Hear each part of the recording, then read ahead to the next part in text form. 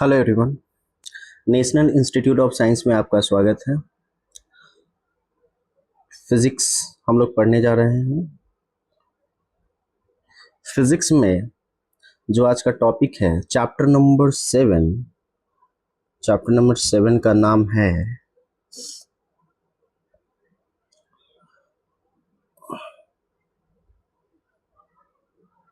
Alternating current.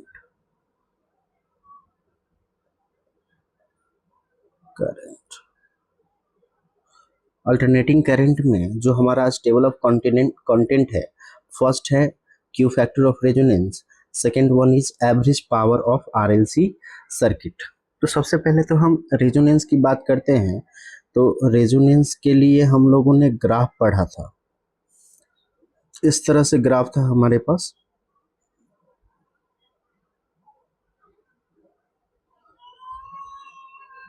ठीक है, यहाँ पे R is equals to 10 ohm था, यहाँ पे R is equals to 100 ohm था।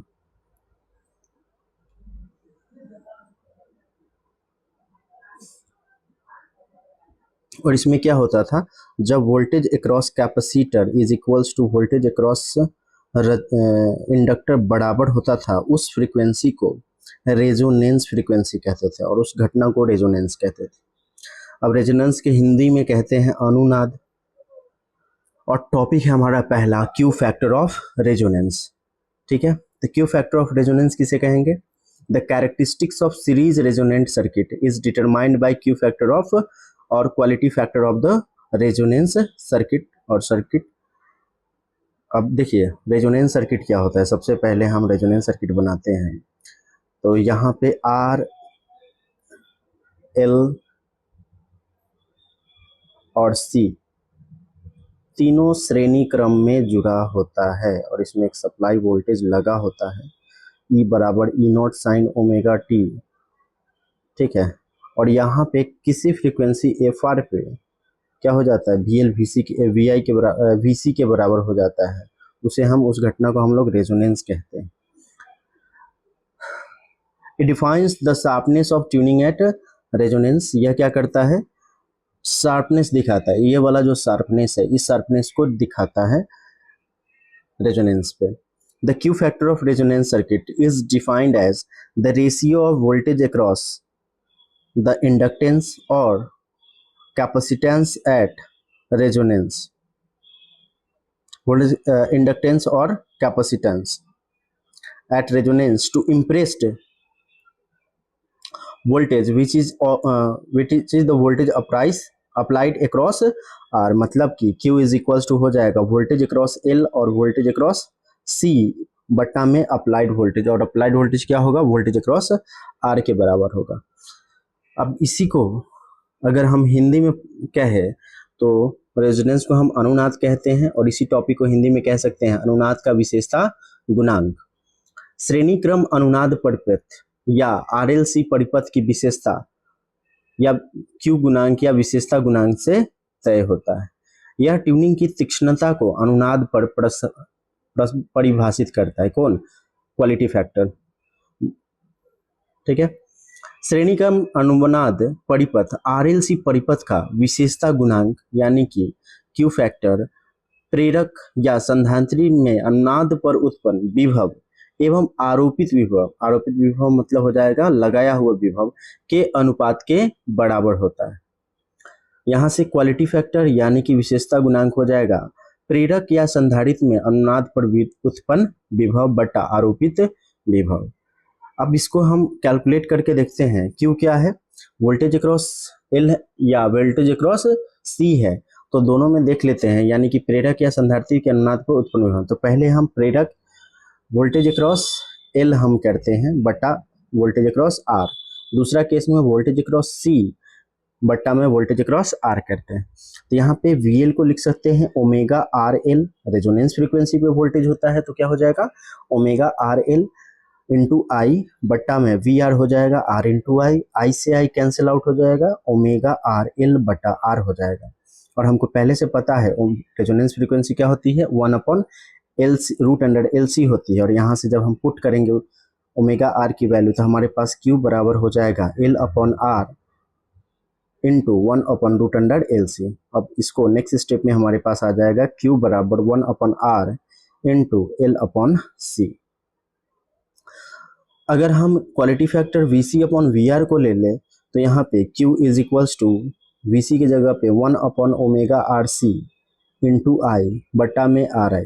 इसको सॉल्व करेंगे तो 1/RC ओमेगा आर, और हमारे पास है ओमेगा आर बराबर 1/√LC।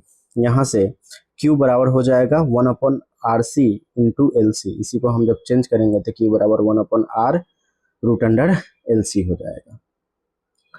अब ये दोनों जो हमारे पास आया, दोनों तो एक ही वैल्यू आई, Q is equals to 1/R√LC। यहाँ से देखेंगे तो हमें पता चलेगा जब हम रेजिस्टेंस को बढ़ाएंगे तो क्वालिटी फैक्टर घटेगा। तो हम इसको लिख सकते हैं as R is increased Q factor of the circuit decreases. प्रतिरोध R के बढ़ने पर परिपथ का विशेषता गुणांक घटता है। The value of Q usually varies from 10 to 100। मतलब Q कहाँ से कहाँ रहता है, 10 से 100 के बीच में रहता है। The electronic circuit with high Q value would respond to a very narrow range of frequency and the sharper the resonance. अब यहाँ पे अगर देखिए तो जो हमारे पास ग्राफ था इस तरह से ग्राफ था, ठीक है। अब यहाँ पे हायर होने के लिए हमारे पास जो रेजिस्टेंस की वैल्यू होगी वो कम होनी चाहिए। तो यहाँ से जो हमें कार्य करना होगा, ट्यूनिंग करना होगा, काफी कम क्षेत्र के लिए ट्यूनिंग करना होगा और शार्पनेस होगा, ठीक है। ये कहना चाह रहा तीसरा पार्ट। इस तरह हमारे पास हम लोगों ने पढ़ लिया क्यू फैक्टर ऑफ रेजोनेंस को। नेक्स्ट टॉपिक है हमारे पास average power in RLC circuit. अब इसको यहाँ पे हमने कैलकुलेट किया है पूरी तरह से, ठीक है। तो अगर सिर्फ 2 नंबर में आता है कि average power, what is average power अति लघु तरजीह में, तो वहां पे हमको इतना पूरा नहीं करना है, डायरेक्टली हम सबसे नीचे आते हैं। जो होगा हमें पास हो जाएगा average power over a complete cycle in an inductive circuit is the product of RMS EMF and RMS current and cosine of phase angle between the voltage and current. मतलब कि P average is equals to ERMS into IRMS into cos phi हो जाएगा। दूसरा है, इसी को अगर हम हिंदी में कहें तो अतः एक आगमनात्मक परिपथ यानी कि इंडक्टिव सर्किट में एक पूरे चक्र के लिए औसत शक्ति कितना होगा, RMS विद्युत वाहक बल गुना, मतलब RMS विद्युत वाहक बल RMS विद्युत धारा एवं फेज कोण के कोसाइन के गुणनफल के बराबर होता है। मतलब कि P average is equals to ERMS into IRMS into cos phi हो जाएगा। अब हम चलते हैं कि इसे हम कैलकुलेट कैसे करेंगे। कैलकुलेट करने के लिए हम मानेंगे कि जो RLC सर्किट है उसमें जो हम वोल्टेज को सप्लाई कर रहे हैं वो क्या है, E बराबर E0 साइन ओमेगा T है। और हमारे पास में जितने भी सर्किट होते हैं ज़्यादातर केस में वो होता है इंडक्टिव सर्किट होता है। तो इसमें जो हमारे पास हम मान लेते हैं कि वो कैसा सर्किट है, इंडक्टिव सर्किट है। इंडक्टिव सर्किट के लिए हम क्या कर देंगे, जो करंट हो जाएगा वो मान लेंगे कि फाई एंगल से लैग कर रहा है। तो यहाँ पे I बराबर I0 sine omega T minus phi हो जाएगा। अब हम निकालते हैं किसी इंस्टेंट पे पावर कितना होगा। यहाँ T के जगह पे dt होगा, इंस्टेंट की बात कर रहे हैं तो पावर एट इंस्टेंट dt, तो dw by dt is equals to E into I हो जाएगा। अब यहाँ पे इसको E इंटू आई को E के जगह पे E0 साइन ओमेगा T और I के जगह पे I0 sine omega T minus phi करेंगे। नेक्स्ट स्टेप में दोनों का गुना करेंगे, यहाँ पे E0 और I0 को साथ लेकर आ जाएंगे, फिर साइन ओमेगा T और sine omega T minus phi को साइन थीटा माइनस फाई पे हम तोड़ देंगे तो बचेगा हमारे पास sine omega T into cos phi minus cos omega T into sine phi. Next step में हम आ जाएंगे E0 sine E0 I0 sine square omega T cos phi और यहाँ पे E0 I0 sine omega T cos omega T sine phi. जब इसको हम सॉल्व करेंगे तो उतना ही रहने देंगे और यहाँ पे इसको चेंज करेंगे E0 आई नॉट 2 से भाग देंगे और 2 से गुना कर देंगे तो 2 sine omega T cos omega T आ जाएगा। तो ये वाला जो फॉर्मूला बनेगा साइन 2 ओमेगा टी और साइन फाई के जगह पे साइन फाई। अब हम मानते हैं कि इस इंस्टेंटेनियस पावर कुछ समय के लिए ये क्या रहता है, dt समय के लिए कांस्टेंट रहता है। तो हम यहाँ पे क्या कर देंगे, dw बराबर कर देंगे और क्रॉस मल्टीप्लिकेशन से dt उस साइड लेकर चले जाएंगे। तो total work done over complete cycle के लिए क्या कर देंगे, हम दोनों साइड को इंटीग्रेशन कर देंगे। तो w इज इक्वल्स टू पूरे साइकिल के लिए है तो 0 से t E naught I naught sine square omega T cos phi dt और माइनस में हो जाएगा इंटीग्रेशन 0 से t E naught I naught by 2 sine 2 omega t sine t dt हो जाएगा, साइन फाई dt हो जाएगा।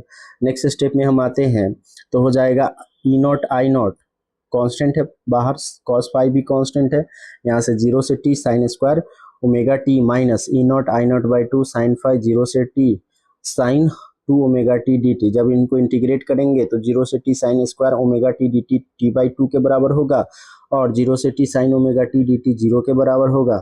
अब इसको हम वर्क डन में पुट कर देंगे तो हमारे पास ई के जगह E naught I naught cos phi into W बराबर हो जाएगा t बाई 2। अब एवरेज पावर होता है w बाई टी, w के जगह पे E naught I naught cos phi into T by 2 और बटा में t से t कैंसल आउट, इसी को हम बना देंगे E naught by root 2 into I naught by root 2 और E naught by root 2 E R M S है जबकि I naught by root 2 I R M S है कॉस फाई के जगह पे। इस तरह से हमारे पास जो एवरेज पावर होगा E R M S I R M S into cos phi. इस तरह एक ओवर ऑफ कंप्लीट साइकिल हमारे पास पी एवरेज क्या हो जाएगा, E R M S into I R M S cos phi हो जाएगा। Thanks for watching guys.